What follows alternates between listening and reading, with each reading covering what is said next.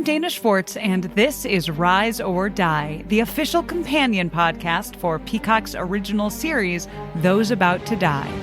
On this podcast, I go behind the scenes with the show's cast and creators to learn how they brought their brutal vision of Rome to life. Gosh, people will freak out. Rise or Die launches on July 18th. Watch or listen wherever you get your podcasts. A bloodbath tonight in the rural town of Chinook. Everyone here is hiding a secret. 4 more victims found scattered. Some worse than others. I came as fast as I could. I'm Deputy Ruth Vogel. And soon, my quiet life will never be the same. Realm presents a 30 Ninjas production, Chinook, starring Kelly Marie Tran and Sanaa Lathan. Listen to Chinook wherever you get your podcasts.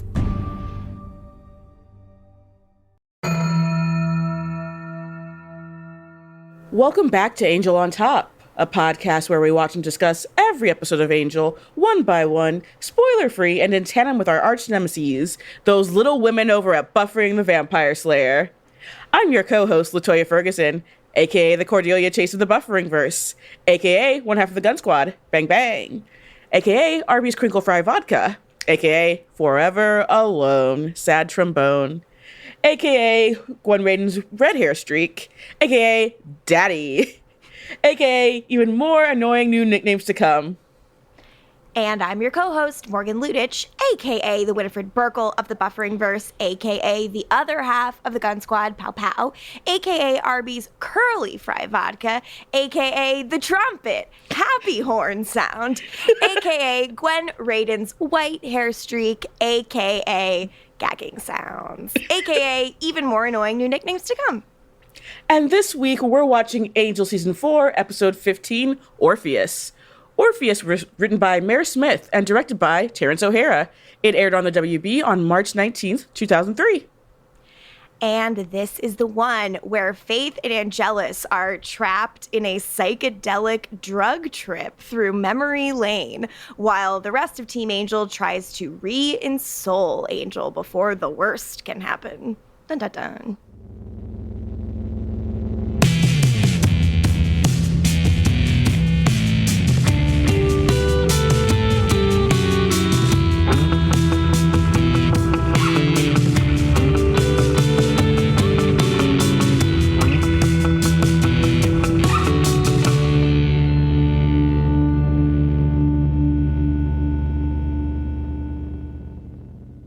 Previously on Angel. Rain of Fire, even blotting out the sun, first step to something bigger. We need Angelus, we have Angelus. Gunn really hopes they don't know what they're doing. They don't know what they're doing. Angel's soul is gone. Cordy let Angelus escape, and now he's off to gloat to the demons. What's his plan to save Angel? Faith! Connor's hoarding for Faith negging him. We're having a baby. The drugged up girl from the bar, which is most important because of the effects of the drug. That's blah, blah, blah. Beastmaster yelling at her sweet boy Angelus. She has plans for him. Faith versus Angelus. She says she's different, not like him. He says, you will be, chomp. And honestly, if you don't have the previouslys, it must be so jarring to just get right back into it. Because the previouslys, there's one of those ones where it segues right into the episode. I love it when they do that. I love it when they do that. But yeah, it is kind of like when you watch without previouslys on Hulu, it is rather jarring, but it rules. We show up mid chomp, but before we get wait, you did say jarring, so that was the perfect transition. Ooh, as this is going to be a pretty jarring episode for all of you guys, because we're about to open up the jar. We are joined by a special guest. Special guest, would you like to introduce yourself? Hello, it's me, Jenny Owen Youngs from before. Hello. Hi, Jenny. I'm so happy to be here. Thanks so much for having me on one of my favorite podcasts. Thank you for coming. Thank you, little Jenny. About that, LaToya, you have decided that my nickname is Little Jenny.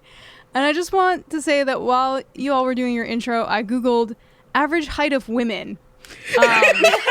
And first of all, I want to report to you, I'm so pleased to report to you that the first image result is a photo of 4 women with different hair colors and skin tones, and they're each in a matching sports bra and underwear that are different colors. There's like a mint green girl and a pink girl and a yellow girl and a blue girl. Just in case you didn't know what women are, there's every type of the girl, different races. Yeah. An example, a partial intro, and it, according to a 2018 report from the CDC, the average height among all American women ages 20 and up is 5'4" and I am 2 3/4 inches taller than the national average, and I just wanted to let you know, just in case you wanted to adjust my nickname, like slightly taller than average, Jenny. But you're shorter than me, right? That is unfortunately inarguably true, but you don't call Morgan little Jenny Little it Morgan. is. Little Jenny remains. What the fuck? I have many other nicknames. Oh yeah, that's true. You do have a lot of nicknames. Did you not hear me list them all up top? We can do it again. We know people love it. So I love it. I cherish it. So again, we'll do it right now. Also, I before we get into this, I have to issue a correction. Ooh.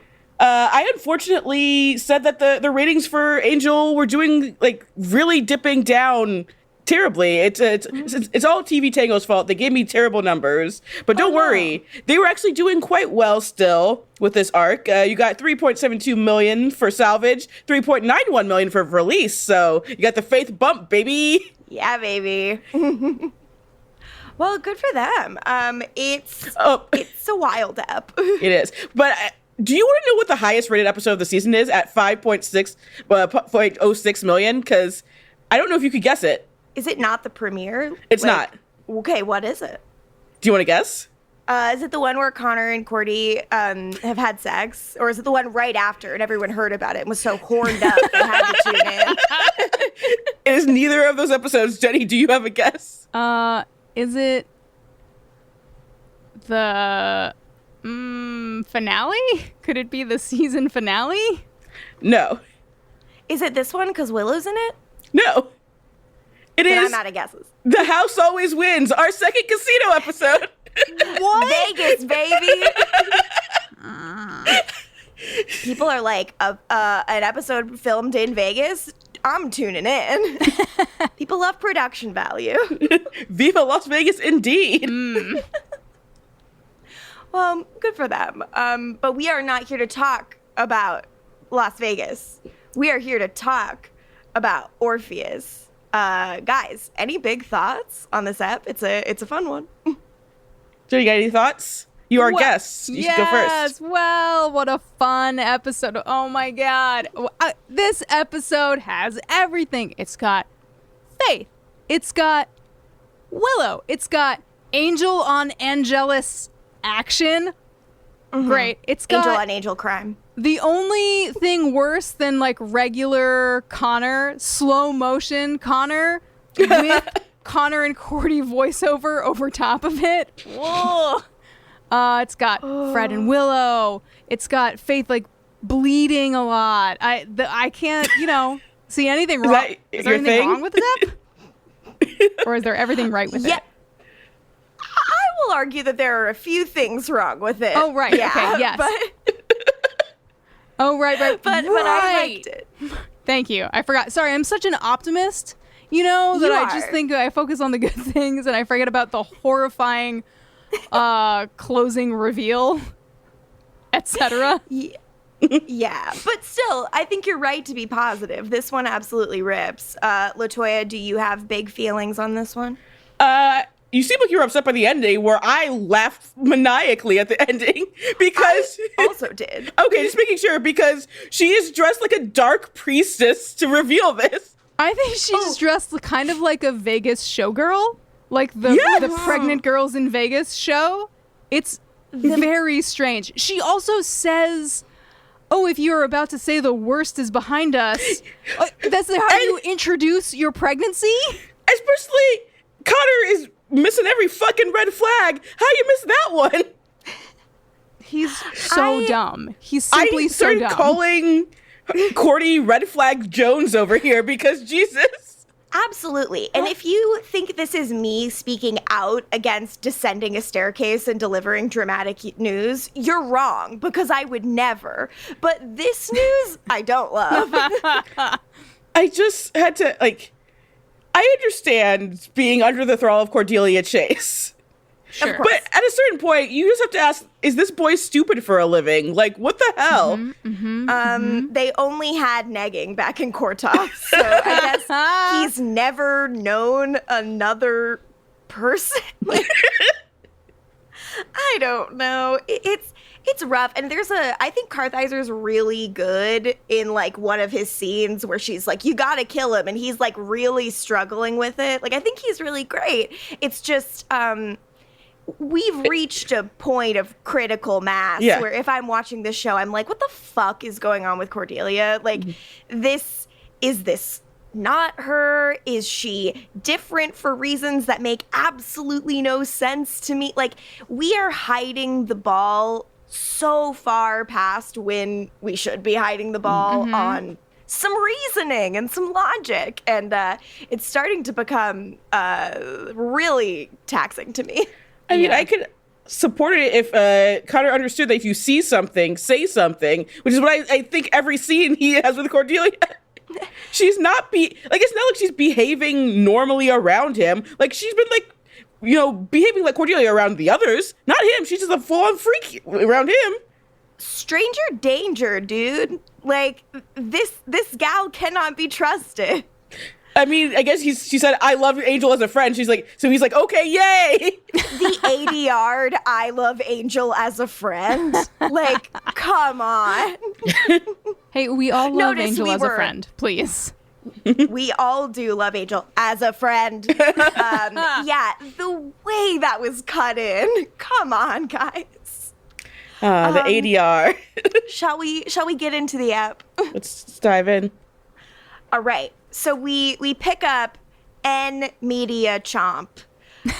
Faith, we reveal that Faith has drugged her blood, and that is why Angel freaks out and is like, Angel's like, what did you do to me? And, like, passes out. Wes sees all of this and is like, yes. Dude, this is some real, as my fave podcast hosts would say, this is some real prank Sinatra shit.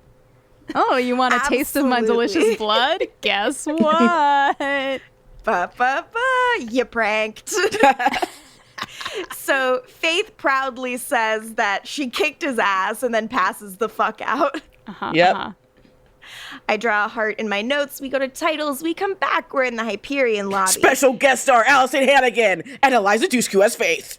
Hell yes, hell yes, hell yes. Wow. Gunn drags in an unconscious Angelus. Wes carries Faith in. Just as I'm admiring how beautiful a Hyperion set is, Gunn just comes barging in.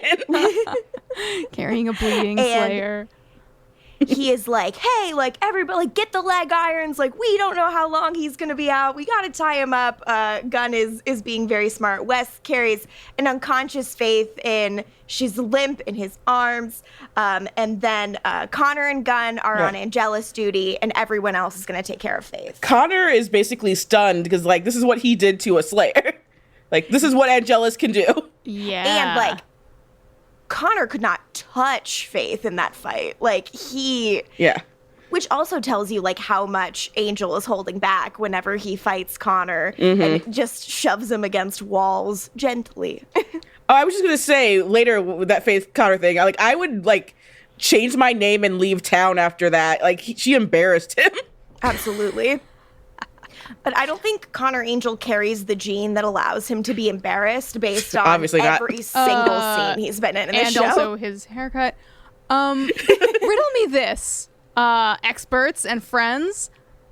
If you had an unconscious, tranquilized, extremely dangerous vampire whose wrists and legs are bound with rope, and then you got him into a very strong cage, would you spend time to gently untie the ropes from his wrists and his ankles with the door of the cage open, and then slowly unmanacle his limbs and then eventually retreat out of the cage? I feel like the appropriate caution is not being exercised here. I don't disagree. They could make a bit more haste. Yeah. Let's go. Who wants to die? All of these people want to die, Jenny.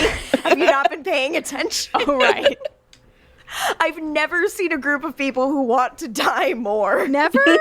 Not on any other vampire shows? Maybe. I've never seen a bunch of adults that want to die this badly. Usually it's reserved teens. for teens only. Let the teen die. Let the teens die. Then we slowly lock Angelus up, then up in a hotel room, like Faith is being carried into a bed. Lorne sees the needle marks and is immediately pissed. He knows exactly what's going on. Fred, like, unbandages her bite and starts cleaning it. Things are not looking good. In the basement, we see Angelus is talking in his sleep, back with Faith. She is talking in her sleep as well. Lorne immediately goes after Wes for the drugs thing. He's like, what the fuck? Like, tell me you did not let her shoot herself up with that stuff and, like, get hurt. And at first you think that maybe this is just one of those, like, TV shows being vague about drugs thing. Yeah. Where we're saying something like stuff instead of, like, a name for the drug. But doesn't he say junk, which is, a colloquial term for drugs? Yeah, similarly, like a vague term for drugs. And instead, as we all know, Morgan and I are huge drug aficionados. Look, we don't touch the stuff. Three straight women who love all drugs here together on one podcast. They said it couldn't be done. So Lauren's like, she could not know. Like we both know what this stuff can do.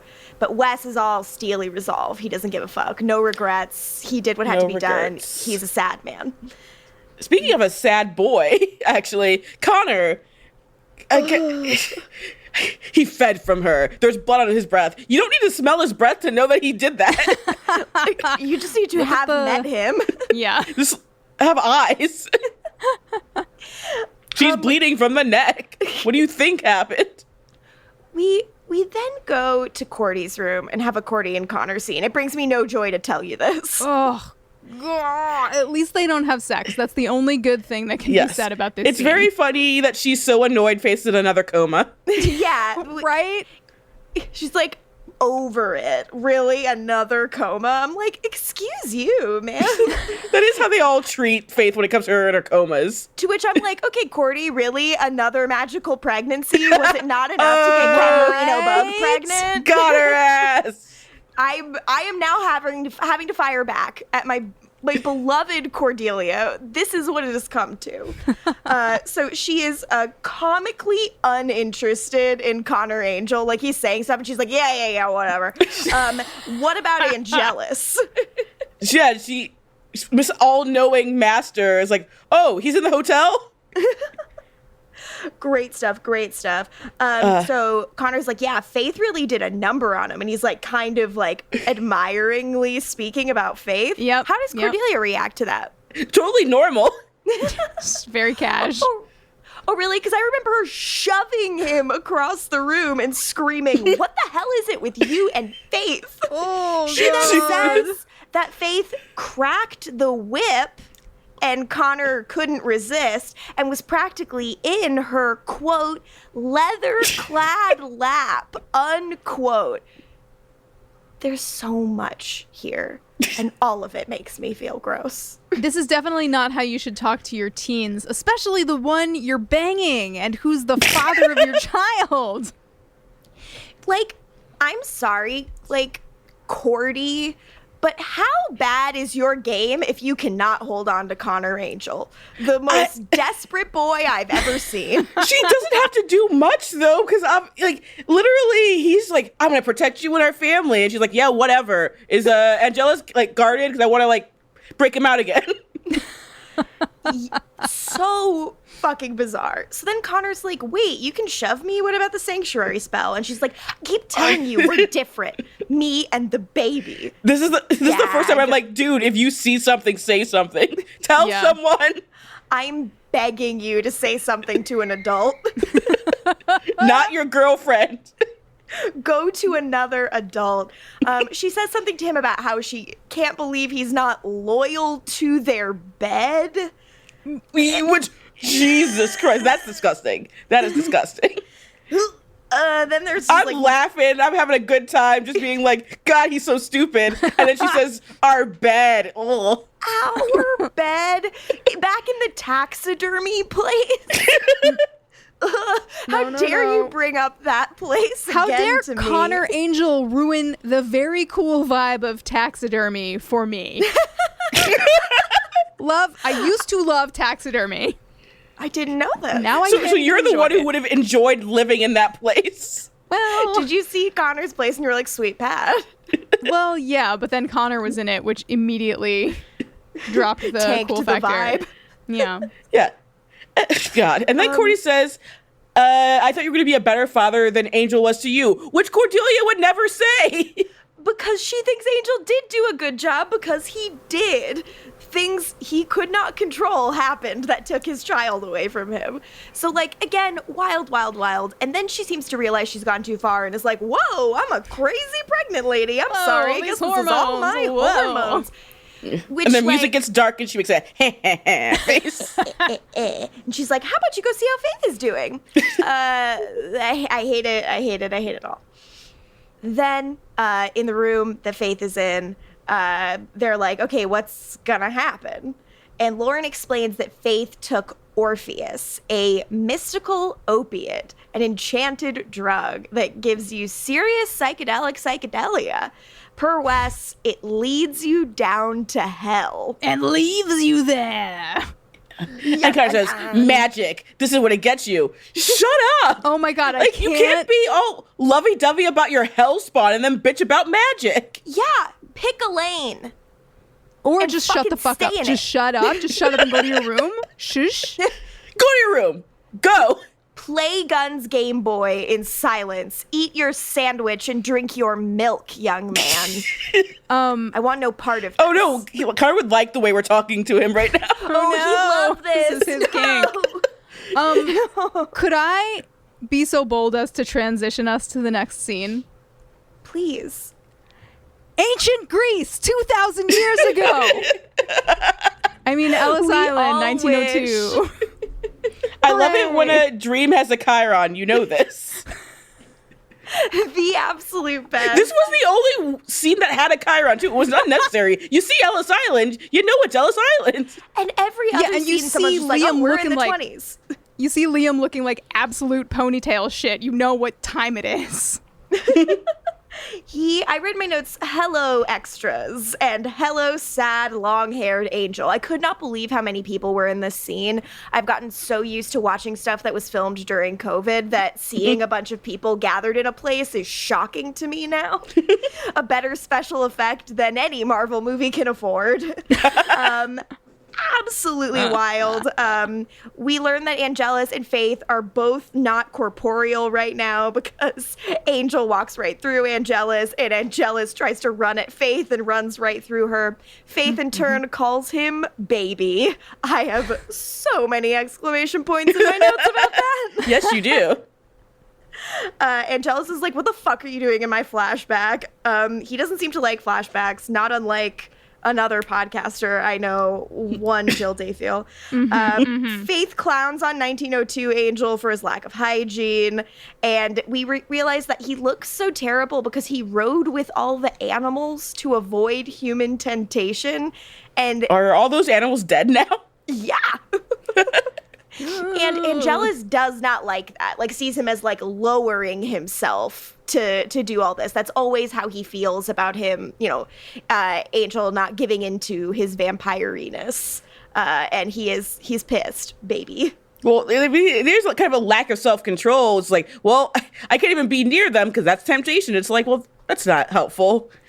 Yeah, that's not great. And again, like there's a lot of like addiction parallels in this episode, and that is, I think, like definitely one of them. Like he cannot, he's not in the like Liam is not in the place, you know, Angel, Liam, whomever is not in the place where he can like go out to the bar with his friends and not have a drink. He's got to hide down in steerage with the, you know. the lambs or whatever. Do you think Angel ever went through a phase when he got his soul where he's like, should I be called like Liam again? Should I do that? Yeah, he tries to introduce himself as Liam. It's just like Liam, and it's like, why are you introducing yourself with a question mark? And he's like, oh, never mind. I'm Angel. It would make more sense, I feel like, for him to go back to his human name than to just like shorten his vampire name. I guess maybe he'd just be like, well, I can never go back to being a human. Yeah, if he looks back at Leah. Wait, if the Shanshu prophecy like goes through and he's human again, will he go back to Liam? And end of series. And I will remember you. He should have called himself Liam. Buffy, Also, please can I call ask me a question? Liam. Oh, yes, Kristen. Always. I just have a question, a brief question about vampire renaming. Is there like a ceremony? Is it like, some kind of baptism for vampires? Like, I mean, do all Spike vampires change named their himself because he's a little dork. I feel like, Kristen, you know that scene in Hocus Pocus where Larry and the kid with the long hair are harassing the main boy in the cemetery? And Larry's like, I'm ice now. I'm ice. I'm ice now. Yeah. I think that's the just ceremony. To the back of We our pointed heads. to our shaved ice fucking haircut. Yes, we did. Yeah, me and Kristen both got that haircut recently, and we love it. Can I tell you about Shakespeare? No. But can I do the exact gesture that guy does in Hocus Pocus? Indeed. Of course I can. Which is, to some people, Shakespeare in itself. I just needed to ask. I was sitting here just like trying to not turn my mic on, but I just want to know. I needed it. I don't know how they handle it, but I guess just whatever is true for them. And so as we keep going on this scene, like Angelus is like, why the fuck are you here, Faith? And Faith is like, because I'm dying, dumbass. To which I read in my notes, no, she may not. Faith says, Wait, I figure I got one last job. Babysit the psycho till they shove a soul up your... Not gonna happen. Then whatever. Dust in the wind. Candle in the wind. There'll be a general wind theme. I thought those suicidal tendencies got squashed in the big enlightenment. I rolled the dice. Paid even odds. So I want to acknowledge here and appreciate that, like, this show acknowledges the murkiness. Like, where does the line between self-sacrifice and suicidal behavior, like, begin and end? Because obviously Faith's desire to be done with it is something ultimately, like, Angel picks up on and is like, actually, no, like, you have to keep fighting. You can't give up. I think it's something that, like, the Magicians handled really nicely, like, a bunch of times. I always love, like, Angel and Faith both as, like, people seeking redemption and, like, struggling with their guilt. And I think this is something a mode we've seen both of them in, where it's like, whatever, like, who cares if I live or die? I just want to, do good. And I'm like, do you want to do good, or does part of you want to end your pain? And I think that is, like, a very dark notion that hasn't really been picked up on in Buffy, but is the kind of thing that Angel can handle. And I really like it. Any thoughts, gang? Thumbs up. Faith is like, am I a righteous girl? Am I a righteous chick? Am I a chick worth righteous saving? babe? She is a babe worth saving.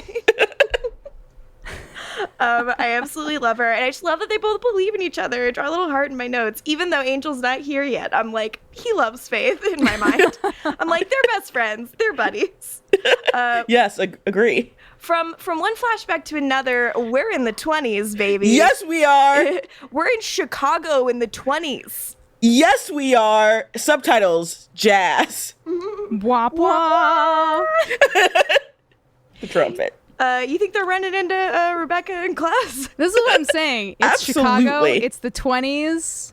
Where's Klaus? Where's Stefan? Where's Rebecca? They're inside. They're inside. Bring them to me. They are drinking, like, illegal liquor and having an amazing time. Meanwhile, Angel is, like, the saddest boy in the world on his little bench. Oh. Angel, you can go inside. They're having fun in there. They're fucking. Steve's making people drink their own blood. It's so hot. honestly, that'd probably be bad for Angel to be around. Yeah. But, absolutely. Also, we don't want Angel to find out about compulsion. He may not. Angelus starts to recognize where and when they are, and he simply cannot relive the horror that is about to happen. And Faith, good. Faith is like, what's gonna happen? And then you see Angel leap off his bench and run into the road right as a car is coming. And I'm like, is he trying to throw himself in front of this car? But no. Angel was saving a puppy. No. Faith loves it. She is smiling and grinning, and she's like, oh my God, you saved a puppy. Meanwhile, Angelus is like, I'm in hell. Yeah. This dynamic is so good to me. Yeah. Faith is so cute in this episode. Her Eliza Dushku's smile just lights me up. Cute little dying girl. Just the cutest in the world. Angelus watches Angel, rebuff the pretty dog owner's advances. And he's like, what the fuck? You haven't drinking blood in all this time. She's asking for it, man. Ew.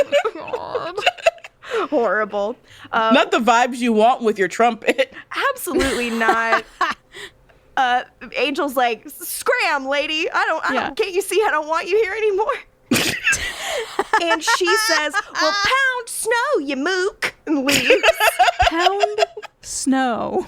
He should have been you her. Mook. So we agree that this is Angelus's hell, a trip through Angel's good deeds, and Faith loves it. Pound snow, you mook. Pound snow, you mook. Then in the hotel room, Wes is like, the only thing we can do for Faith is to finish what she started. And I write, how about a blood transfusion in my notes? It's mystical, Morgan. I'm sorry, but she lost so much blood. That's not mystical. Get her some blood. She needs blood. Do you think Slayers are a universal recipient? They can take a transfusion of any blood type? That would make sense. That would be genetically helpful, but when has the laws of anything ever worked to help a Slayer? It just feels like one of the more unfortunate lots in life. Watch her have the rarest blood type ever. Probably, yeah. She could probably only take blood from another Slayer. Knowing that, much like the Vampire Diaries werewolf curse, just being a Slayer is a dick. So Connor Angel's like, oh, but he's got no soul. You're lying to yourself. We have to put Angelus down. But someone else disagrees. Ooh. Who's here, Jenny? Oh my God! It's Willow! Willow is here, and I'm so happy to see her. And she's like, I think you need a witch. And then she immediately ruins everything by saying to Connor, you must be Angel's handsome yet androgynous son. This is disgusting. Willow, you're already out. You don't have to do this. Also, she says that, the sneer is genetic. It's Angel doesn't sneer. Angel does not sneer. I know. No. Also, the fact that they say sneer, they know. Why are you doing it then? Again, and I know I said this last week, we are reaching Glee levels of commenting on bad things inside the show, but not doing anything about it, as if that somehow is doing something. What do you want me to think of Connor? What do you think of Connor? And most importantly, what the fuck is going on here? Stop. Morgan needs to speak to an adult Connor immediately. It's not going to happen. So Willow and Fred are being all smiley at each other and being cute. I guess Fred called Willow. I love it. So they do know how phones work here. Oh I mean, if Cordelia were in her right mind, she would have done it. Yeah, sure, would of have course. been nice. Willow then saunters over to Wes. I love when real life married people have to play against each other on TV. It's super cute. So they're married at this point, right? I think so. I can't remember, but they're the cutest I think that's ever. right. I do kind of wish, after you've said it, that she would have, like, introduced herself to him. Yeah. That would have made more sense. Hi, I'm Willow. Who are you? She calls Wes the Marlboro Man's extra stubbly, mentally unstable, insomniac cousin. Jesus. Is she flirting with him? I get that you don't like dudes anymore, but, like, yikes. You just complimented Connor. Connor's more your type than Wes. Help. So It's his girlish figure. I know, yeah, like the idea that he's androgynous is like means he's more attractive to her. It all makes me upset. So Wes is like, "Oh, has magic called you to us?" And Willow's like, "No, just Fred." And I'm like, They talked on the phone. They're smiling at each other so much. Let Fred and Willow do a little kiss. Let it happen. Let it happen. I know those two girls were talking to each other on corded phones and like twirling the loops of the cord around their fingers as they flirted. Yeah. That is... Yeah. Show me that scene, please. I haven't heard the word like, Dawn's upset. Yeah. Oh, yeah. sorry. Like, Dawn's upset because she's like trying to call a friend about like homework help, but like Willow's just still... she's got to talk to Fred. Still on the phone. Good. So Willow, Wes is like, oh, very smart. Like, Willow's the only living person to have re-ensouled Angel. Like, it's smart. And you didn't think about that. She's technically the first person you should have gone to. They don't think about things. I write in my notes, boy, she and Fred are smiling. Kristen Russo shared a file in the meeting. Mm-hmm. Willow's like, so Cordy, can I go see her? And Connor's like, Angela's hurt her. She's recovering, and is like trying to play defense. But Wes is like, I'm sure Cordy would want to see Willow. Stupid boy, you think Cordy's still normal. Why haven't you paid any attention? I know Wes has been busy, but good gravy. And again, she's been more normal around everyone else but Connor. She's letting her freak flag fly with him. Well, yeah, because he loves that shit. Then in Cordelia's room, in a Cordy, Connor, and Willow scene, Connor reluctantly leaves and kind of lets the girls are looking at him like, get out of here, boy. It's like time for girl talk. Like, even with whatever the fuck's going on with Cordy, she's like, ew, no boys allowed. And I respect it. So Cordelia's like, I was just like they catch up, like, I was just a higher power. And Willow is like, I was just the ultimate evil, but I got better. And Faith is in a coma again. See, everyone's like, fuck Faith in her comas. And I'm like, that's a legitimate medical problem. Yeah, coma is legit. Stop being mean about her comas. I am surprised you didn't note Willow's like, I'm not going to go down to see Angela's because, you know, all the memories of her dead fish. She can still hear them glug glug in her nightmares. Memories. So then Cordelia is gripping a knife under her bed sheets next to her baby bump, and she is like gonna stab the fuck out of Willow should things go, awry. What? Okay. What's but the what is plan? her plan? Say she succeeds and she kills Willow.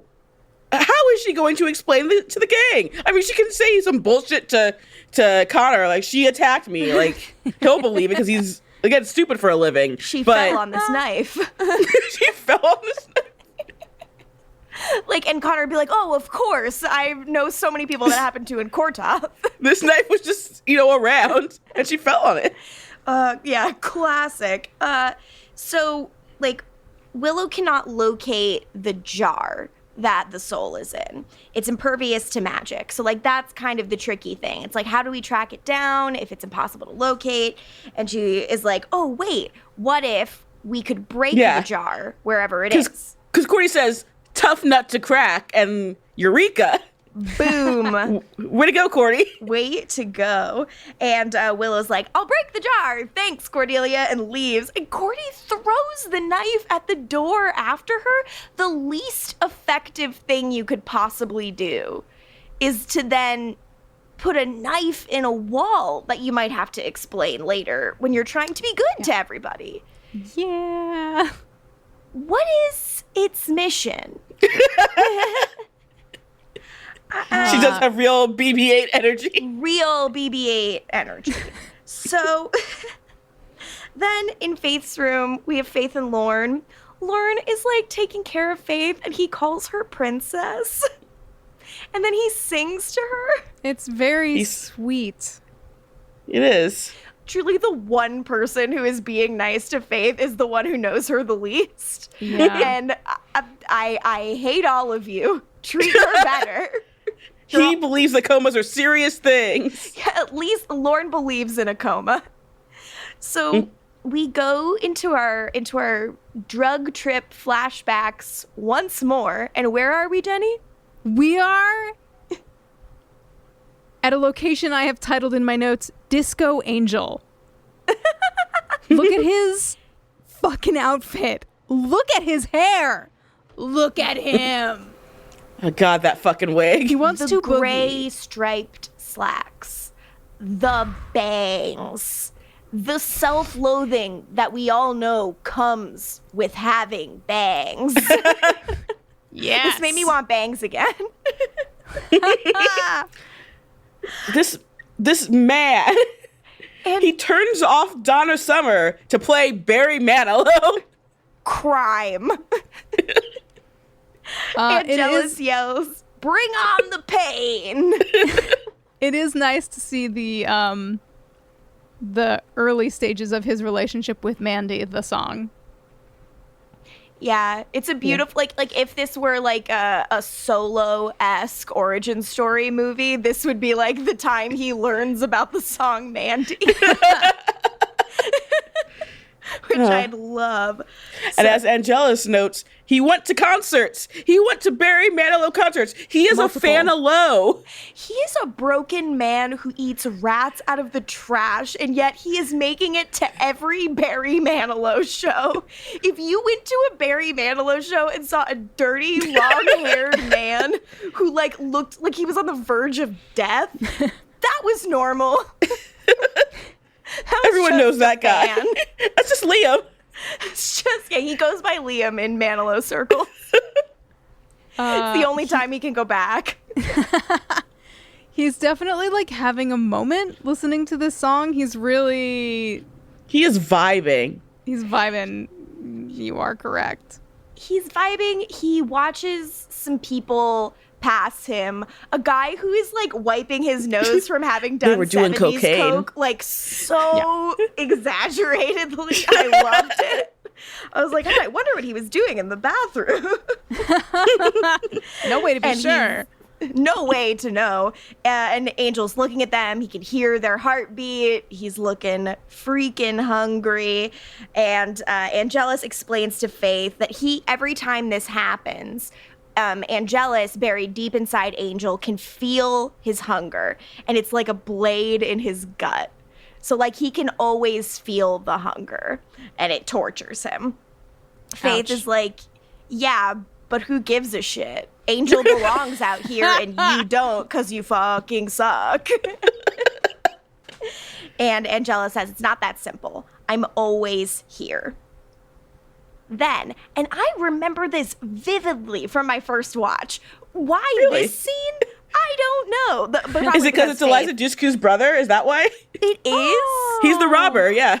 Oh, that's so cute. So a robber comes in. It's not cute. He looks like Eliza Dushku as a man. But he looks like Eliza Dushku. Okay, yes. And he was like trying to hold up the place with a gun, and then he gets scared and shoots, and the gun goes off, and he kills the kid behind the counter at the diner, and he runs away scared. So Angel is like, shit, okay, and like kneels at this kid's side and is like, we're gonna get you help. But he is like shot in the heart. So unfortunately, there's not much to do, and the kid pretty much just like dies. And now Angel is alone, and blood is pooling. Ugh. Buzz. Then we hear a little buzz. Yes. Throughout this, Angelus is hearing buzzing, which is actually pretty funny to think of Cordelia's nagging and buzzing. That's all Connor's gonna hear once they're married. The old ball and chain.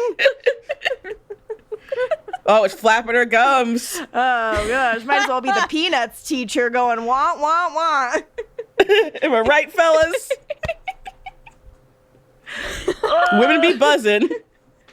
I fucking hate everything. Then in Cordy's room, we see her like trying to command Angelus to wake up, but all it is doing is creating a buzzing noise. It is not working. She is frustrated.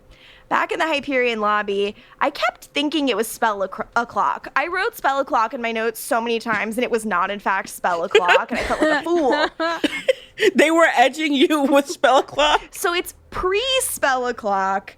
Willow and Wes are talking magic. Willow tries to joke with Wes, and Wes says that he's afraid his sense of humor might be stuck in a jar somewhere. If somebody was coming up to me saying, like, everybody loves fetal pigs, I would also find my sense of humor locked in a jar somewhere. Yeah, I'd be like, Willow, what the fuck? Like, she's such a dang-ass freak. And Willow's like, yeah, you are pretty grumpy, dude. And I have to say, they are so cute in this scene together. You can just feel the, like, the chemistry and the, like, mutual Alexis affection. looks really good in this scene, by the way. He does. Yeah, yeah. He really does. So Wes goes on to explain. I've seen a darkness in myself. I'm not sure you'd even begin to understand. I flayed a guy alive and tried to destroy the world. Oh. So... Darkness. Been there. Yeah.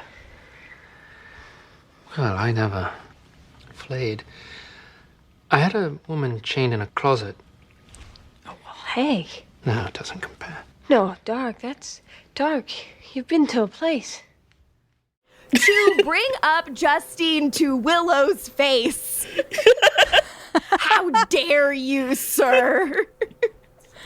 Gone but never forgotten. Dare you to bring up Justine this far past Justine's purpose?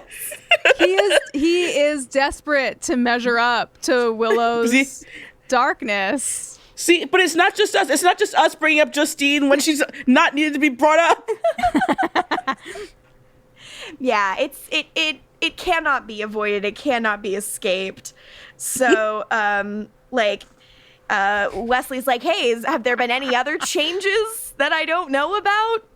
And rather than, like, coming out, which technically she doesn't owe him, she just says, what's up with Fred? Which might as well be doing that. What's her deal? Right? Wink, wink. You can't say you're involved with someone. Like, come on. Come on. I have not heard the word exclusive said anywhere within the walls of the house on Ravello Drive. Haven't heard it. That little tongue-ringed brat does not own you. She is a self-proclaimed brat. She is. She's a bossy top, and I get it. Like, I get the appeal. Just because she's not for me doesn't mean I don't get it. But, like, she doesn't own you, Willow. Back in the 70s. In a significantly less funny scene, Angel's like over this dead body and he doesn't know what to do and he's freaking out. And Faith is like, what the fuck? Like, does everything bad gonna happen to this guy? This isn't your fault, buddy. Like, you couldn't have helped this. Like, and Angel's is like, I don't know. Maybe you should keep watching, Faith. So Angel starts to leave because, like, what is there for him to do? But then he thinks better of it and he locks the door and he stays. And he chomps that dead guy. He's already dead! He's already dead! He's dead! We're talking addiction, baby. I just like, I guess because we've been through fucking witchcraft addiction 101, like so heavy-handedly. Well, that was nonsense. This is good. I didn't even really pick up. Like, I watched this whole episode and I was not thinking like that this was an addiction metaphor. So in my mind, I was just like, the dude is dead. Why is this like the worst thing? To be fair, unlike I did Buffy, say this is nobody looked into camera and said this is an addiction metaphor. Exactly. Yeah. I was saying, this is good, but yeah, this is far more subtle than magic is drugs now. Lost on me. Just lost. Completely And lost. You Willow have to look hanging me her in head the back eye. and being like, ooh, this magic. I love being high on magic. Yeah. Should Angel have said, I love being high on blood? Would that work? Yeah, that would work. And then if he like crashed his car, you know, like right after he drank from this dead guy, then I would get it. You know? There we go. When there's a puppy in the passenger seat and then it gets injured. No! It doesn't die. It just gets injured. The stand-in for Dawn is absolutely brilliant. LaToya, very, very good. A bridge too far. Art. Also, Kristen, do you want to just come over here and have a corner? Kristen's Corner. Kristen's Corner. It's all Riley sucks and what the fuck and Cordy is hot. Kristen's Corner is the place for very deep thoughts. Yes, thank you for summoning me. I was like just so nervous over here that you were gonna leave the 70s and I wasn't gonna get a corner in the 70s. No, we must speak. It's okay. It's just, whenever they want me, it's fine. But I was panicking. See, these things like this can always be resolved if you just are a guest. Yeah, that's true. I have facts actually. Jenny's like, I want to be the solo guest. I saw that face. Jenny wants to be the solo guest. Give me those Jenny facts, was like, fuck baby. that. Get out of here. You done with your corner? You done now? Leave. Yeah. I just want everyone to know that this episode, as you said, aired in March of 2003, and Allison and Alexis got married in October of 2003. So they are like at the peak of their love in this moment. They're about to get married. It's like all happening for them.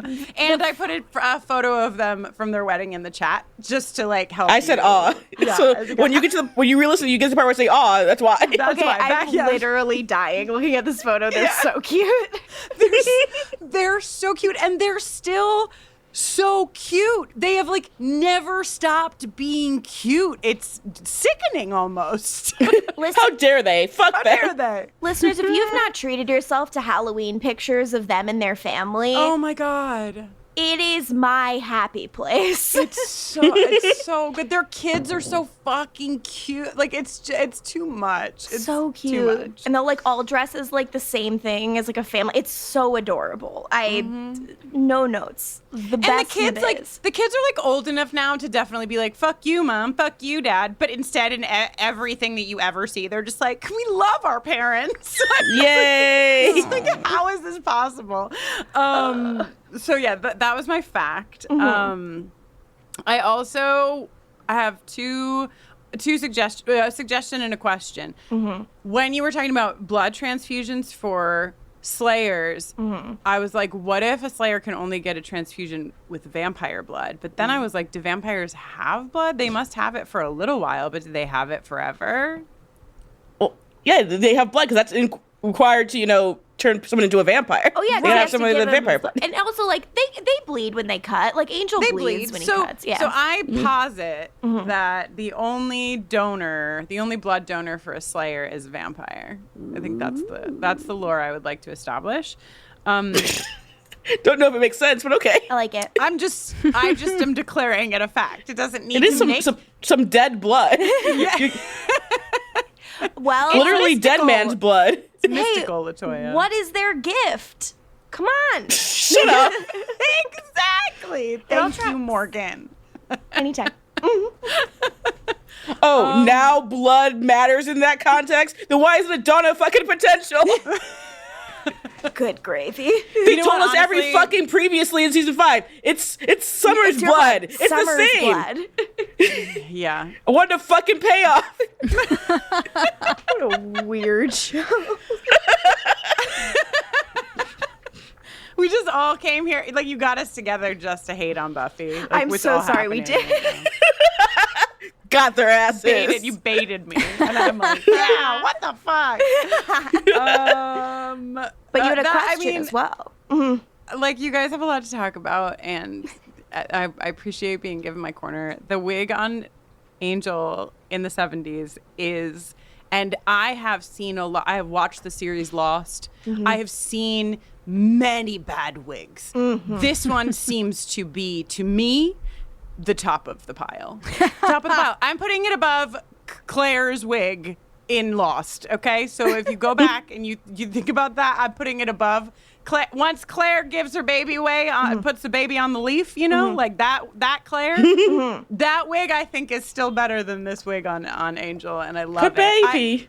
I also love that fucking. Like, because that Angel's favorite thing to do is have his shirt unbuttoned. And I feel like seeing him in the 70s, he is so excited about the vibe of the 70s. He's like, these shirts were literally made to be unbuttoned. I can't believe he bought new shirts. Like, why did he just not wear his 70s shirts forever?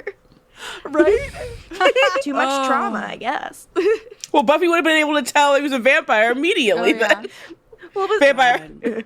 So good. But that's really all. I mean, whatever. Macro, I had an absolute joyful time watching this episode. It didn't stop. Like, fucking Fred and Willow. Fucking, like, it's a beautiful thing. Frillo. So happy to get to watch this. Also, I don't actually know what the lyrics are in the song Mandy by Barry Manilow, because I never pay attention to lyrics, to Jenny's deep discontent. I mean, yeah, she's right. Yeah, it's pretty rude of me, but like, is he thinking about Darla is what I thought, but I don't actually know the lyrics, so like, you can all sort it out if it makes sense. Like, is Darla his Mandy? His Mandy. Yeah, like, is he like, oh Darla, you came and you said without taking. See, I'm fucking ashamed of you two. I don't know all the words to Mandy. I apologize. You should. I was born in also, 1992. I don't need to know that shit. Hi, it's good to see you here. Likewise. It's a beautiful jar. You're doing a great job. Oh, thank you. It's true. All right, I'm going to leave my corner now. Thank you so much for inviting me in. Thanks for having us in your corner. Bye.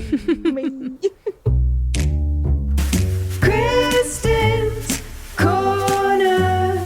Kristen's Corner. So much to talk about here.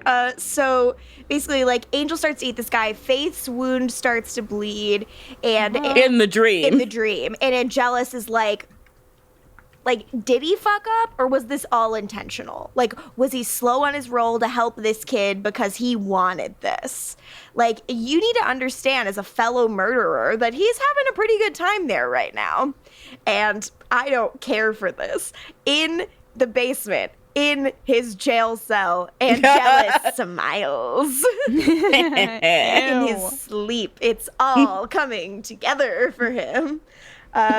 Then in Faith's room, Lauren explains, like, it's not going well. Her body is starting to cry. Like she's letting go of everything that ever meant something to her. No big deal. Oh, so we're just at that casual stage? Sure, that's a totally normal stage part of something. it. Connor's tries to be like a real human being to his Uncle Lauren. Yes, I was so shocked by how tender they were. Like he doesn't have a lot of time, and he's like, Connor, you can hold her hand if you want, and he doesn't even sneer at him. Yeah, Connor's about to do it, but then Wes barges in. Mm-hmm. God damn it, Wes! Maybe give it 5 more minutes, and Connor would have told the adult Lauren what's going on with Cordy. Please. So he's like, Wes, you did the right thing. Faith was brave, and she died in battle, and I'm ready. The fact that Connor says you did the right thing means you didn't do the right thing. That's exactly how you know you fucked up. And Wes looks at her, and he's in pain, seeing her in pain, but he says it's time. Briefly, I just want to jump back. I love Angel and Faith so much that she, that her crying and stuff, that all of it starts here, that she's mourning the idea that, what Lauren says, she's mourning this loss of, everything that ever meant anything to her. She takes his backslide so hard. She idolizes him and ties her belief to herself, to her belief in him. Mm-hmm. It's very addict sponsor to me. It made me think a lot about the only other time I think I've seen that relationship drawn out really nicely and actually explicitly has been like addict sponsor is Freeform's Single Drunk Female, which I highly recommend. A much lighter-hearted show, but with queer ladies and like good and complicated comedy about addiction and how hard it can be to like be an addict who knows other addicts and how like your each other's backslides affect you. And I thought that was really like nuanced and great with Angel and Faith to see there. As always, I recommend Hightown, but that's different tonally. That's very sad. Yeah, Single Drunk Female can be sad, but it's also very funny. So then in the lobby, I write in my notes, spell o'clock for real. I write in my notes, chin touch. I write in my notes, good bells. Because, like... Good bells, Fred. Good bells, Fred. Good bells, Willow, Fred. like, lifts her up by the chin and is like, good bells, Fred. And you melted. If Willow Rosenberg were to touch my face and tell me I had done something good, I would simply pass away. You would think she's flirting with you also, correct? I would assume that I had the green light, baby. Because you're ready to go. I did not know how to live, how to function. Willow's gonna do her thing, and she kind of explains everything, and Gunn's like, jar go smash? And she's like, yeah. And he's like, cool, I'm gonna go down to the basement and supervise Angelus in case he wakes up. We needed more Gunn Willow. That's what we needed more of in this episode. I would have enjoyed more Gunn Willow. This was a nice, quick exchange, but it was not enough. Willow is magically attacked by Cordy's spooky voice. Do not interfere. His soul will never be freed. You shall not pass. Willow's, she spells right back. She makes Cordy bite her tongue. And there's this little joke where Cordy's like, ow, I bit my tongue. And I'm like, what are we doing here? What are we doing here? Tonally, what is happening to Cordy? Is it funny? Is it scary? Is it normal? Like, Cordy remains evil and her only excuse is Connor and the baby. But, like, also she seems to very clearly not give a shit about them and that's just an excuse. This is too long to leave people in the dark. I think it's healthy to watch a show and have questions that are unanswered. Like, I'm not one of those people that thinks you should spoon feed everything to everyone. But this requires, like, an explanation. Even if it's a fake one that can tide us over until a real one's revealed. This is not working for me. Do you guys, like, how do you even talk about this? I ask two people who talk about TV and microphones. Better than me. Mean, like, I am taking the humor of the situation, maybe not biting the tongue, intentional humor, but just like how much of a shit she is to Connor. That's really funny. How much Connor is an idiot. That's really funny, even though it is frustrating too. But like sometimes you're just like, how can you be that oblivious? Sometimes it's funny to be that oblivious. As a podcast network, our focus is bringing you shows you love to listen to. But we also sell merch related to those shows. And partnering with Shopify has made that both possible and simple for us to do. Shopify is the global commerce platform that helps you sell at every stage of your business. Whether you're selling scented soap or offering outdoor adventures, Shopify helps you sell everywhere because they've got you covered from their all-in-one e-commerce platform to their in-person POS system. What's so fantastic about Shopify is how, no matter how big you want to grow, they provide everything you need to get control of your business so you can take it to the next level. Businesses that grow, grow with Shopify. Sign up for a $1 per month trial period at shopify.com/realm. That's all lowercase. Go to shopify.com/realm now to grow your business, no matter what stage you're in. Shopify.com/realm. Don't you love it when you find a new podcast you really like? Well, let me recommend one. It's called Something You Should Know. I'm Mike Carruthers, the host, and in every episode you'll hear fascinating information that will make your life better from top experts. Recently, we've done episodes on why you have the personality you do, the science of luck, and the psychology of a restaurant menu. You're going to like Something You Should Know. We have literally thousands of 5-star reviews. Look for Something You Should Know wherever you get your podcasts. It's pretty clear to everyone by now that social media has changed everything from the way we live to how we discuss politics and what we think we know about the world around us. Which begs the question, who's in charge here? Hi, I'm Jon Favreau, former Obama speechwriter turned chronically online host of Offline with Jon Favreau. Join me every week just outside your social media-fueled echo chamber for a smarter, lighter conversation about the real-time changes and real-world effects of social media and the internet on all of our lives. Check out Offline with Jon Favreau every Sunday wherever you get your podcasts. Jenny, any thoughts on this Cordelia arc and how it's been treating you? I got this Cordelia arc as a Christmas present, actually, and I don't have a gift receipt, but I would love to exchange it for something that I actually want. Do you have anything else that I could trade it in for? Could we possibly get Cordelia and Angel kissing? Ooh, I'm so sorry, you cannot. Yeah, I don't want to shoot for the stars, but that sounds pretty good. I can give you Cordelia calling Connor daddy. Is that good? Is that better?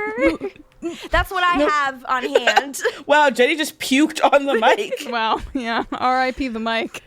R.I.P. all of us. It is very bad to me. So Cordy and Willow are magicking at each other. Willow's black eyes come out with Faith and Lorne. Lorne is trying to console Faith and is saying it'll all be worth it. Faith comes to in an alley. It's the 90s now. And Angelus starts mocking her, and he's like, all worth it? Is that what you tell yourself?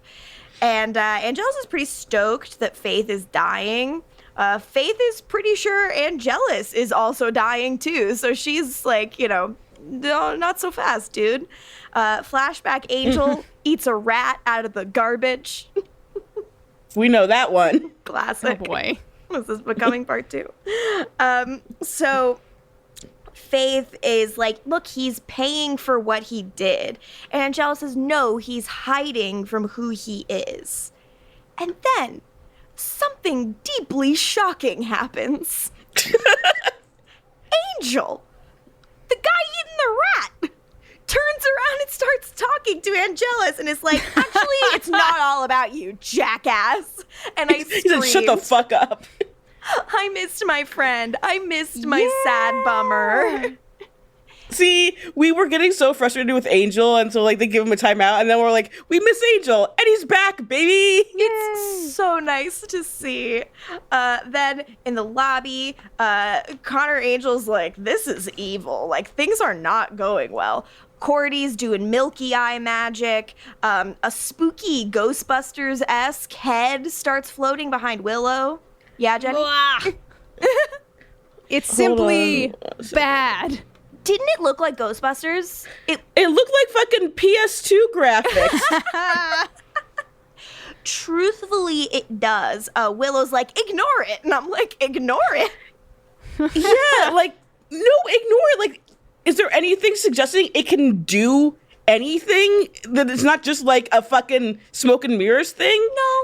Seriously. It's hard when there's a big, floaty, transparent, scary monster head in your lobby. I feel like it's hard to really connect with the sort of logic side of your brain that's is it corporeal? They're not new to this, though. I wish it had done something. It had puked a lightning bolt that hurt something, and then everyone was like, yeah. I feel like there's nothing to suggest that it could do anything. So later, when Connor's asking Corey about it, I'm like, they didn't make it so it seems like it could do anything, so I was not worried that it was going to do anything, and I don't know why Connor would be worried it would do anything. Connor's very scared of Ghostbusters. And quite dumb. So, yes. Meanwhile, Cordy out loud says, for the audience she knows is listening, if only it were a few weeks later. I hate this. Well, I mean, if only we were a few weeks later. Yeah, what could it mean? I guess we'll just have to wait a few weeks. I read in my notes, I'm always saying this type of shit. You are. Connor comes in and ruins everything. It's hilarious. He like runs in to save Cordelia and distracts her, and then the jar gets broken.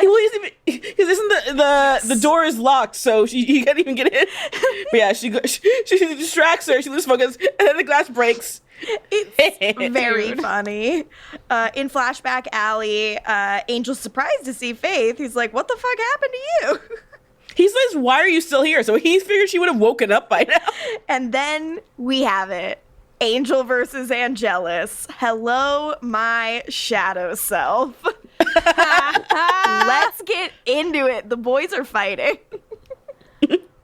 I love it so much. Dude, when they in unison say, I've been waiting a long time for this. Fucking nerds. Dorks. So Angel's like yelling to Faith while he fights Angelus, and Faith's like, well, I'm dying. And Angelus is like, yeah, a lot easier than redemption, huh? Angelus hits them both. Angel reminds Faith he's not perfect. Which is, I think, Faith has put him up on this pedestal because he's this big example to her for redemption. And, it's okay that he made mistakes, just like it's okay that she made them, as long as, you try to atone. In Cordy's room, Connor is conked over the head with a vase by the mother of his child. Yes, he barges in. She made sure to barricade the door with a dresser, and then she just hits it with a vase because she can. She pretends to be scared of the floaty head. She's like, "Oh no, the floaty head! I'm so scared." He's like, "Did it hurt you?" And I'm like, again, I don't think that the show sold that it could do anything. She's like, "It's Willow's spell that's the problem," and Connor's Evil like, magic. He said Willow's spell must have opened a gateway to something. Which, to be fair, the dummies at Angel's investigations have opened gateways to something. So we got Slux and this bastard. Oh, we absolutely have opened things that were our bad over here at Team Angel. So Connor's like, I'm gonna go make her stop. And Cordelia's like, no. You just have to kill Angelus. And again, he finds nothing wrong with that. Then in the lobby, we've established that Angel's soul is out. It's time to channel it with an orb of Thessala. Hey, I remember that. Then, they're like, wait, where's Connor? And Wes is like, oh, probably with Cordy. Fred. And then Fred finally says it. Do you ever think their relationship is a bit icky? Yeah, Fred. Cut to you have to kill your father. Yeah, Fred, I do fucking think that. I have actually noticed that, Fred. Really what if you all noticed it? I can't believe somebody finally said it. Mm-hmm. I can't believe somebody finally Gunn's been saying it, but no one listens to him. Gunn said they've made each other weird, which I agree. Yeah, very fair. But Fred has taken the step to icky, which is correct. Yeah. Now, all of you escalation. Gather around the shared brain cell and bring it home. Then up in Cordy's room, Cordy's like, kill your father now. In the lobby, we're doing the spell with Cordy. You must kill the Malaysian Prime Minister. But how will Connor do that when he can't turn left? So Cordy says, as much as I love Angel as a friend in ADR, he's gotta die to keep our family safe. I think Kartheiser is really good in this scene because you can see the anguish, because as much as he talks a big talk about wanting to kill his dad, he kind of doesn't. He kind of likes But so he should have talked to an adult though about that. Oh, he already talked to an adult. He talked to his mommy. Then there's a montage. His sex mom. Sex mom. Fucking horrifying. This is not my fault. You both say my name angrily as if I did this. You got paid $1 million a week to make these episodes of television. When I was... Well, good for us. What year? Yeah, what year did this come? 2003. Just little child Morgan lording over the sets of Angel. I was but 10 years old, and this was my design. A 10-year-old tyrant. Slamming my fist down on the writer's room table and demanding another Dr. Pepper as I make these people kiss once more. You break story with the action figures? That's me. So we have this montage, and like Cordelia's saying creepy shit over it where she's like, sometimes one death can spare infinite pain. And we're seeing everybody where they are. Then in the literally when she says that, I'm like, the logic here isn't even logicking. Like, but Connor's just a fucking doofus. Truly. What? What does that mean? He's just like scared in this and context horny. of what does that mean? Like, I guess if you get, I do believe that if you get an 18-year-old boy scared and horny enough, you can convince him to do basically anything, but I don't think you should. I don't think it's morally right. Back in Flashback Alley, the angels are fighting. The boys are fighting. Angel orders Faith to wake up, but... he tells her to get up and fight, literally and metaphorically. Mm-hmm. And she's like, but she's like, no, I fucking made my choice. Like, you for me. Like, she's like, she is trying to end it. She's trying to be like, no, this is the end. Like, I go out, like, having done a good thing, and then we're all cleaned up. And I don't have to go do the, like, messy ordeal of living and trying to figure out how to be. Meanwhile, Angelus is, like, upset that no one's focusing on him. Yeah, he's so mad. And can I ask you guys something about Angelus? Of course. Mm-hmm. I feel like you guys remember the season 2 of Buffy the Vampire Slayer? Yeah, heard of it. You remember how Angelus was like, I'm gonna wear like velvet button-ups that are unbuttoned to like my solar plexus, and I'm gonna wear a lot of eyeliner, and I'm gonna like, I don't know. I just feel like he had this real sort of like. I think that kind of vibe, and now I feel like he feels like a big meathead. I think that might have had everything to do with the fact that his goal was to terrorize Buffy as an ex-lover. Like, that was like very like all aesthetically intentional. Like, I want to look as dreamy as possible when I ruin this teenager's life.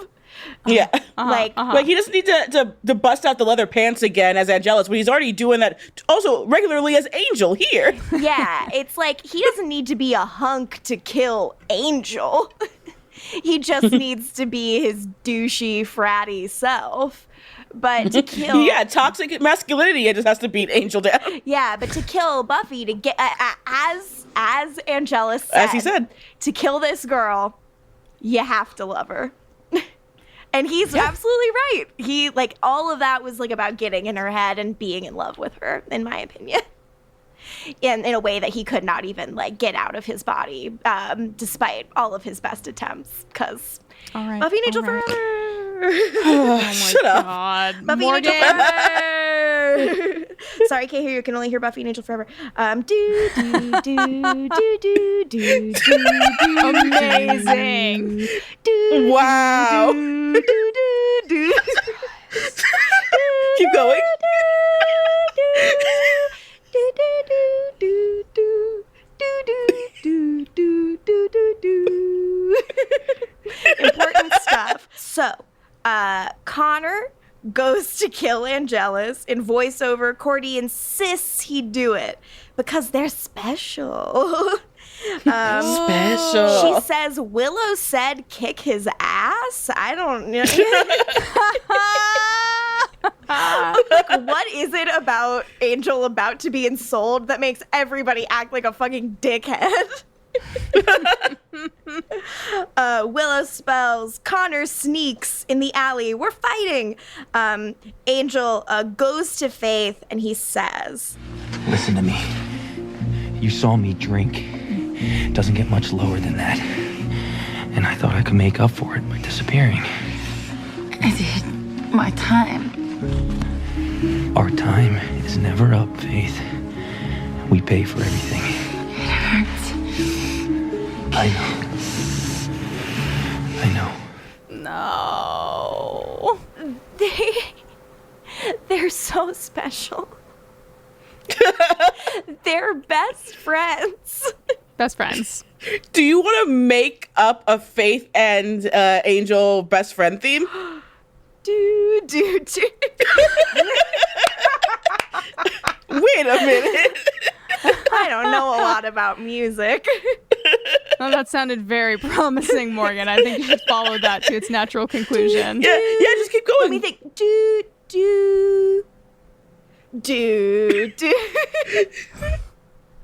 I'm terribly sorry. Cut everything I've ever said on this podcast. Willow spells in the basement. Connor sucker punches Gunn, and I hate it.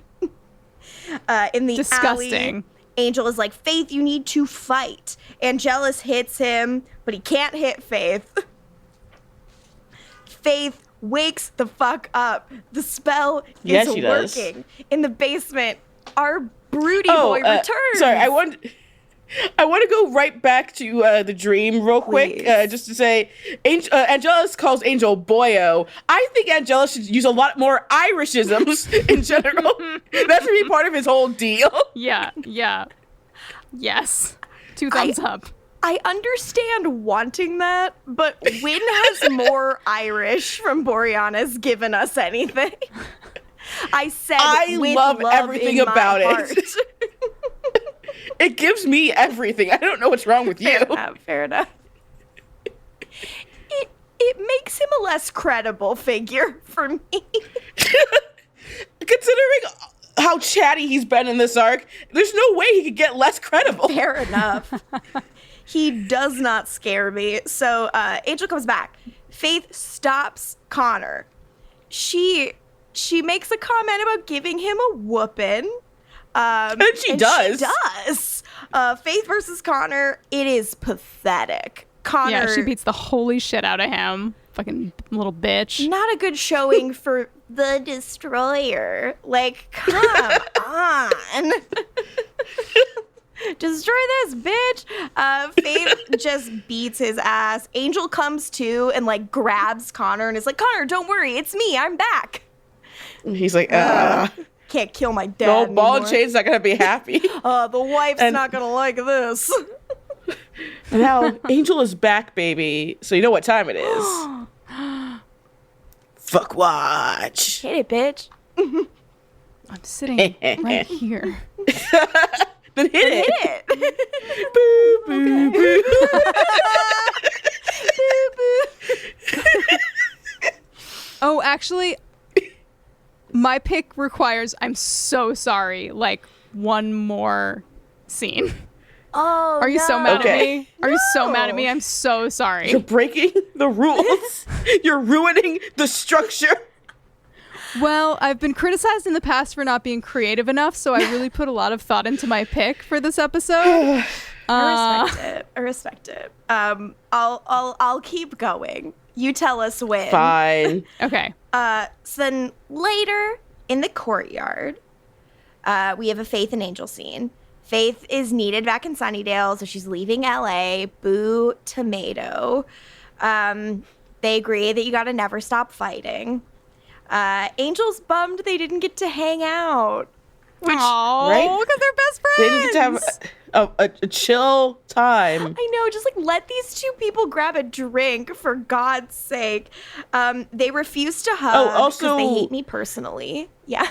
we realize, I think we should say it here because it's technically not a spoiler. Obviously, Faith is going to Sunnydale, but you guys won't see her on Buffering for a while because if you remember how things go by so quickly in Angel, the times are kind of off for what's happening.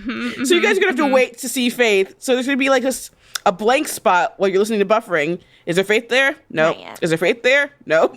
Rude. Has Willow gone to get Faith yet? No. We're gonna go to Chicago, save a puppy, and then you'll get Faith. Yeah. Please save a puppy for me while you're in Chicago.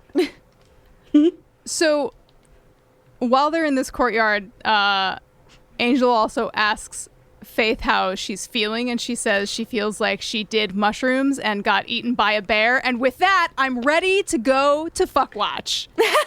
You gonna fuck a bear? Okay. Flirting, understanding, consent, and kissing. Flirting, understanding, consent, and kissing. Fuckwatch. Hey, Jenny. Yo. Who are you fucking? Faith with the mushrooms, and we'll see a bear, but the bear will not be involved. But I like seeing, like big nature, Okay, So I'm thinking cabin setting, cool bear sighting, mushroom doing. There we go. You and bears, Look, Jenny. as a heterosexual woman who loves drugs, this makes about half sense to me. Awesome. LaToya, who are you fucking? Wes in that scene with Willow. Because here's the thing. I did sweaty Lila and Wes in the premiere, but we cheat on this show, so. I will hereby be cheating by saying Fred and Willow. 5,000%. Lift up that chin. Say good bells, please. You I guys would like deserve to be to cheat. included. Thank you. This season has broken all of the rules. So why shouldn't we? It has not encouraged good behavior in us. Flirting, understanding, consent, and kissing. Flirting, understanding, consent, and kissing. Fuckwatch.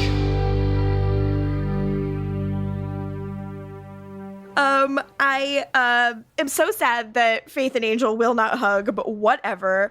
Like, Connor Angel inside will not apologize, but he is admitting to Gunn that he fucked up, which is, I guess, something. And Faith says this nice thing about how, like, yeah, you made a mistake. That just makes you one of us. And I'm like, no, it doesn't. Like, Faith, that's You're nice, not one of them. but you don't know him. Don't encourage him. Gunn and Faith high five goodbye. We did not get enough Gunn and Faith during this time. This interaction, so succulent, so wonderful. You headed out, no tears, big guy. And then Gunn says, I wish I could have seen you kick the crap out of Junior. So fucking good. Like, again, I think this is where, like, the like comic book background of all of these people just like comes in, because they're just so good at writing like super team shit, like giving two people 2 lines on the side. They're always good and in character and fun. And yeah, I would have loved to have seen more Gunn and Faith. If Faith can make it back out to LA, Faith. What should they do? Like, they should get in and out together. That's what you do in Los Angeles, right? I'm from here. Then for some reason I picture them like in bumper cars or something. That's so but cute, I don't know where you actually. can do that in LA. Probably somewhere in the valley at some like mini golf place.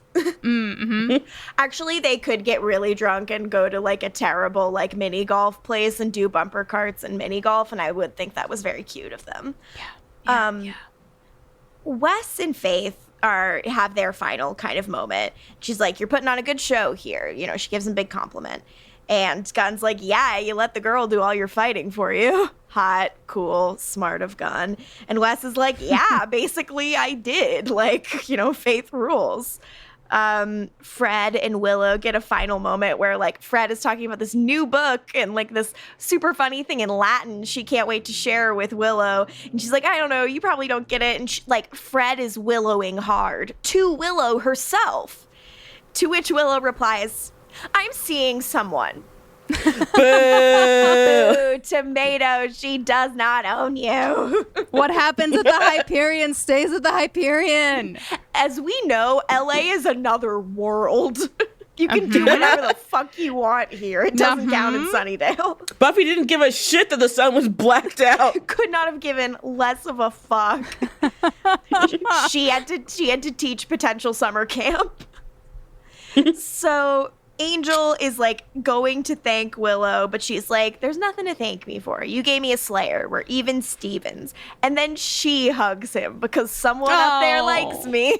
It's really sweet. It was really sweet. It made me really, especially after her saying she like couldn't bear to see Angelus because of her dead fish, that she hugs Angel. Good. Nice vibes to me. Because of that time that Angel was in her bedroom. Yeah. Oh, yeah. She hid that bra, baby. She says... Full face of makeup. Always. Face of makeup. She says, I'll tell Buffy you said hi. And he looks panicked for a second and then says, oh, good. So Buffy knows about this whole thing? Could you not tell Buffy about anything else? He's like, oh, I told her before I left. He's so jealous now. So then our friends, our beautiful girls leave. I hope they have a great road trip together. Yeah, best friends. And we're back. And Angel even starts to give one of his classic, like, all hands on deck speeches. But before he can get into it. Once again, Angel is about to give a good speech. Can't allow that to happen. Nope. So Cordy dramatically descends the stairs for a baby bump reveal. This is what I picture happen. You talk a lot about Bravo, and this is pretty much what I picture when I picture Bravo television, is just like women besequined, descending, curling staircases to give you some bad news. For like entirely too long, and it's silent as they descend the staircase and like take up all of the oxygen in the room for no reason, just to say something everyone already knows. Yes, that is exactly like a Bravo show. And very cool. Beautiful when they do it. Yeah, but this not so much. I would have loved to see. I would rather see any housewife do this than have to see poor Charisma Carpenter have to do it, because I don't care for it. She deserved better. She's tearing into it and trying to make, and I think is doing a very admirable job at making it like campy and wild. But I know how this happened. I can't unknow how it happened. We know what man did this. We don't like it.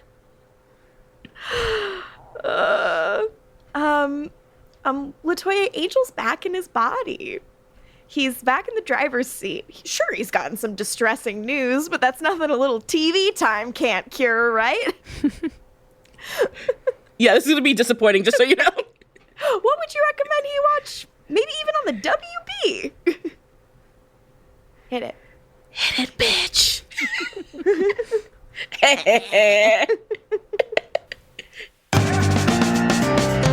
Angel is a vampire. Does he even like TV? I think he'll like the WB. They got that hot teen drama to ease the pain and trauma. And here's the episode that he needs to see. Oh, yeah.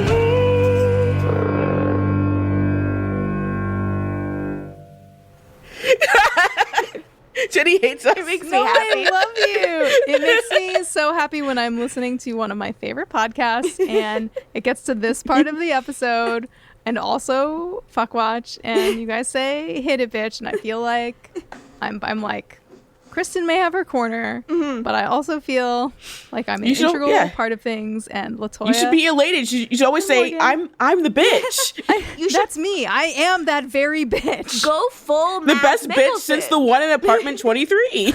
Oh yes, that was a good bitch. That was a good bitch. Kristen Ritter, come on the pod. Do you have any thoughts about Angel? Definitely. It's kind. Don't you feel like she should have been on Angel? Yes. Honestly, she should have been a potential. Like, oh yeah, I guess she would have been in that age. Yeah, Kristen Ritter would have been a dope ass potential. Like if one of the potentials had just been like a full ditz, like she would have been the actual only good potential. Because the thing, none of them are good. I would have. What was her Veronica Mars character's name? Gia. If she'd just been Gia, but a potential. I think that would have been there's amazing. no potential like also, that. I'm so sorry I said that none of the potentials are good. That's a lie. Lelaine was there. Lelaine, you know. May she rest in peace. R.I.P. She put her blood, sweat, and tears into it all for us. Little Felicia Day. She did her best. Hey, LaToya, you can get away from it no more. What episode of the WB should Angel watch? Well, here's the thing. Angelus makes a Christmas Carol reference where I'm like, okay, just do a WB episode that does Christmas Carol. I'm pretty sure I chose the popular one last season, though. Fall on your knees. So I'm like, fuck. Then I was like, Smallville Lexmas? I don't know. Then I was like, fuck it. The Vampire Diaries, The End of the Affair. Yes! 1920s, baby! Chicago! The Trumpet. Wah, wah, wah. Jazz.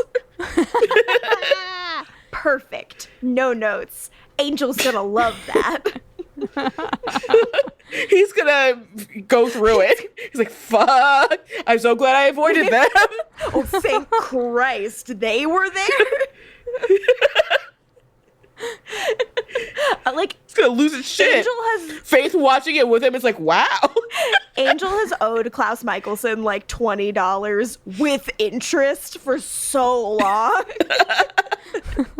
and it's gonna get you ugly. You know Klaus never forgets. Never.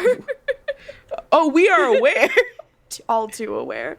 But I don't know, guys. This app was really fun. I am devastated to see Faith leaving us. I'm not okay with it. I am so upset that the stuff with CNC Music Factory is gonna continue. This is what happens when you give them a cute little name. It's all my doing. Yeah, why'd you did do this. that, Morgan? The season was different until you did that. To be fair, I was just 10 years old and drunk with power. Well, any closing thoughts, gang? Jenny, close our thoughts. You want to seal your jar? Yes, I do. Thanks so much for having me. It's so nice and fun to be here. I love it. It's nice and fun to have you here. It is really hard Fucking to dork. say. Thanks, LaToya. It is really hard to say who's having, like on paper, who's having a worse time. You guys or us. Yeah. You know? I mean, I give you guys props. You had Ashanti on your show. One of my favorite army wives. Yeah. We've had so few army wives on this show. Yeah, name one. I feel like Tori DeVito should have been on the show. What the fuck? I agree. But I feel that about everything. Yeah. Well, you can follow us on socials if you would like to do so at Angel on Top Cast. You can go to angelontop.com to support us on Patreon. We have perhaps some live watches and some side stuff coming in that space soon.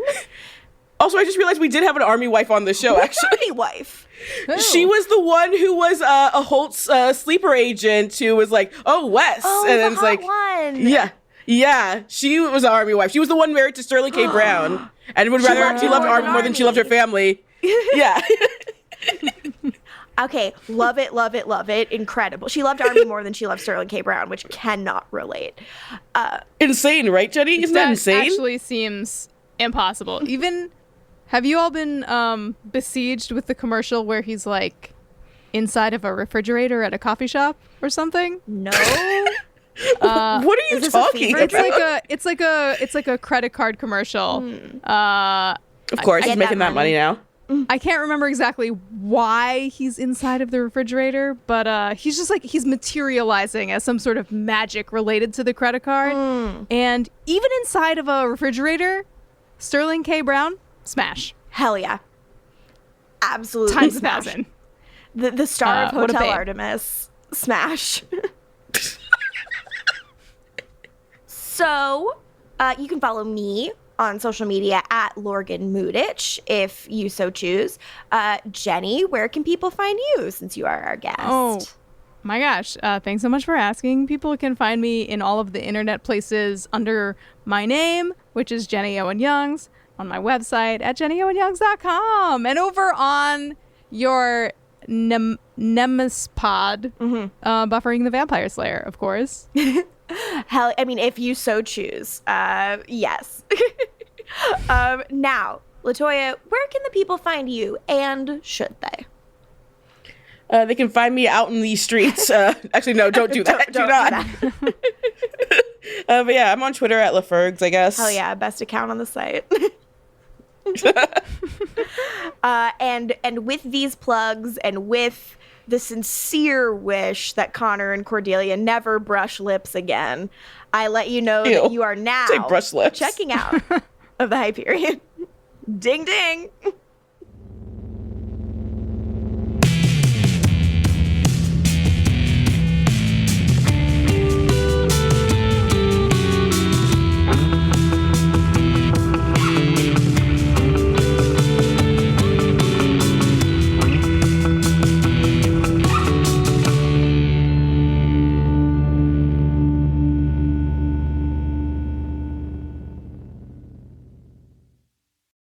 Hi, I'm Dana Schwartz, and this is Rise or Die, the official companion podcast for Peacock's original series, Those About to Die.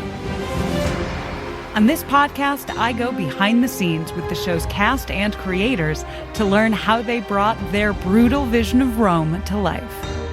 I talked to acclaimed director and executive producer Roland Emmerich. When I saw the first race, I was like giddy. Actor Ewan Ryan. For an actor, that's a dream, although you do get a lot of sand in your sandals. And so many more. You helped summon those ghosts back onto that stage. Every day when I went to set, I was giggling about what I saw. I think it's going to be a breathtaking thing. People will freak out. Rise or Die launches on July 18th. Watch or listen wherever you get your podcasts. Finding a new podcast to listen to is easy. Finding a good new podcast, that's a little tougher. So let me recommend one.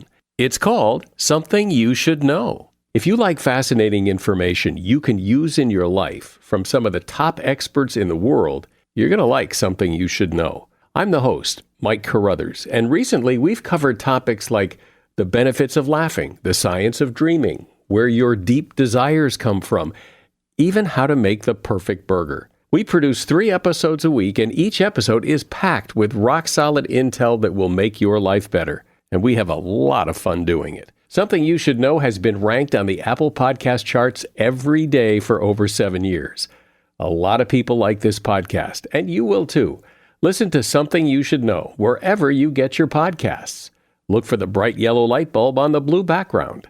It's Something You Should Know.